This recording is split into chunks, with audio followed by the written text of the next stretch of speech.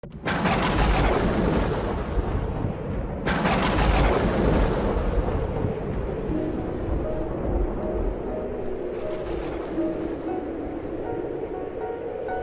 ce temps-là, Jésus disait à ses disciples, « Si ton frère a commis un péché contre toi, va lui faire des reproches seul à seul. S'il t'écoute, tu as gagné ton frère. S'il ne t'écoute pas, prends-en plus avec toi une ou deux personnes, afin que toute l'affaire soit réglée.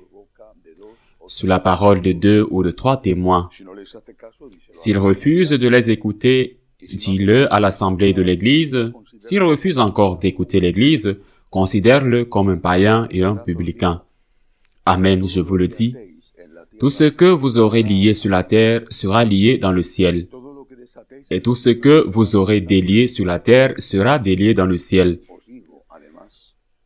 Et pareillement, Amen, je vous le dis, si 2 d'entre vous sur la terre se mettent d'accord pour demander quoi que ce soit, ils l'obtiendront de mon Père qui est aux cieux. En effet, quand 2 ou 3 sont réunis en mon nom, je suis là au milieu d'eux. Acclamons la parole de Dieu. L'Eucharistie est un sacrement extraordinaire. L'Eucharistie est le sacrement de la présence réelle du Christ. Le Seigneur est présent dans les formes consacrées, dans le vin consacré, corps et âme, humanité et divinité.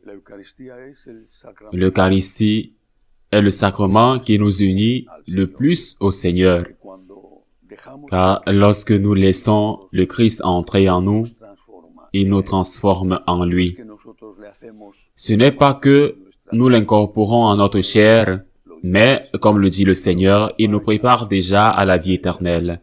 Celui qui mange et boit de ma chair et de mon sang ne mourra pas éternellement, dit Jésus. Je vais dire par là qu'il n'y a rien de comparable à l'Eucharistie. Mais il faut aussi dire qu'elle n'est pas la seule présence réelle du Seigneur. C'est une présence réelle sacramentelle, c'est-à-dire une présence réelle unie à une matière. Le pain et le vin, c'est une présence réelle sacramentelle, mais ce n'est pas la seule présence réelle du Seigneur. La même bouche, les mêmes lèvres divines et humaines qui ont dit « Prenez et mangez, ceci est mon corps », ont également prononcé les paroles qui sont rapportées aujourd'hui dans l'évangile de Saint Matthieu. Je vais les relire.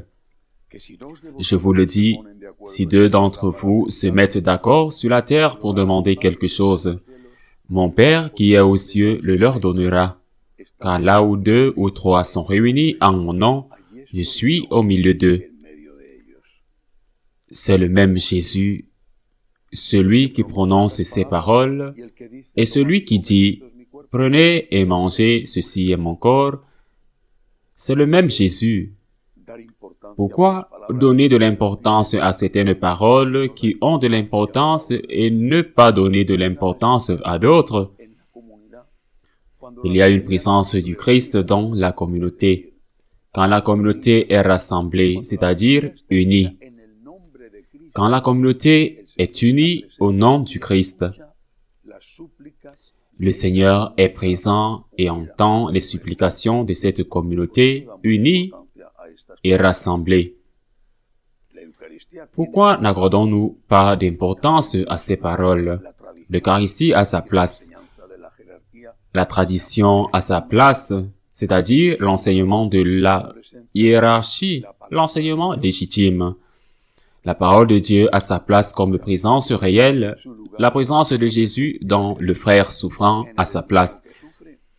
C'est le Seigneur qui dit « Tout ce que vous avez fait au plus petit d'entre eux, c'est à moi que vous l'avez fait. » Alors, donnons de l'importance à toutes les paroles du Christ qui nous parlent de la présence réelle du Seigneur. Quel est l'intérêt de tout cela? Eh bien, il y a des gens qui ne peuvent pas recevoir la communion. et ils ne peuvent pas recevoir la communion parce qu'ils sont en état de péché mortel. Peut-être ne sont-elles pas en situation irrégulière, mais à ce moment-là, elles sont en état de péché mortel, elles vont à la messe et ne peuvent pas recevoir la communion. Ou peut-être sont-elles en situation irrégulière. Eh bien, ces personnes qui ne peuvent pas recevoir la communion peuvent être en contact avec le Christ. L'Église n'a jamais dit que pour nourrir les affamés, il faut être dans la grâce de Dieu. Elle a dit que pour recevoir la communion, il faut être dans la grâce de Dieu. Elle n'a jamais dit que pour lire l'Écriture et être éclairé par elle, il faut être dans la grâce de Dieu. Elle n'a jamais dit que pour aller à la messe, pour être unis et unis, ou pour être unis à plusieurs frères, priant le Père et lui demandant de l'aide, il n'a jamais dit que pour le faire, il fallait être dans la grâce de Dieu. L'exigence de la grâce n'a été faite que pour l'Eucharistie.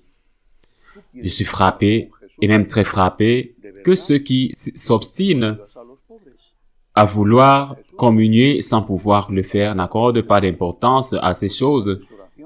Voulez-vous être avec Jésus? Vraiment? Et pourquoi n'aidez-vous pas les pauvres?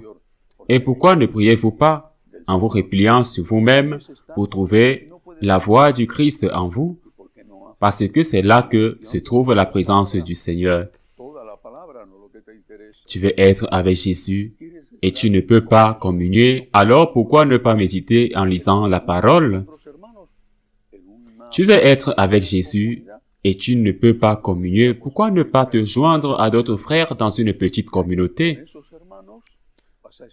Nous dirions, dans une école d'action de grâce ou de gratitude, nous, franciscains de Marie, est-ce que tu veux être avec le Seigneur ou est-ce que tu veux faire ce qui t'a été interdit? Parce que si ce que vous voulez, c'est être avec le Christ, avec le Seigneur, je comprendrais qu'une personne qui jouit de ces autres présences réelles du Christ, je comprendrais que cette personne trouve très douloureux de ne pas pouvoir communier. Je comprendrais parce qu'à sa place, ce serait insupportable. Mais ce que je ne comprends pas, c'est que l'on puisse être avec le Christ, que l'on ne puisse pas, mais que l'on veuille communier. Le Christ est présent dans les pauvres. Vous les aidez? Parce que le Seigneur est là. Le Christ est dans sa parole. Le Christ est dans l'enseignement de l'Église. Par exemple, sur la communion, le Christ est présent en toi. Écoute la voix de ta conscience bien formée. Profite des présences du Christ que vous pouvez avoir. Ce que dit l'Évangile aujourd'hui, là où deux ou plusieurs sont unis en mon nom, je suis présent au milieu d'eux. Mais peut-être, j'insiste, ce n'est pas que vous voulez être avec le Christ, mais que vous voulez faire ce qui vous a été interdit. Si vous n'êtes pas avec le Christ, là où vous pouvez l'être, quelle motivation avez-vous pour être là où vous ne pouvez pas l'être? Demandons au Seigneur de nous aider à rester toujours dans la grâce, d'être avec lui là où nous ne pouvons être avec lui. Ainsi soit-il.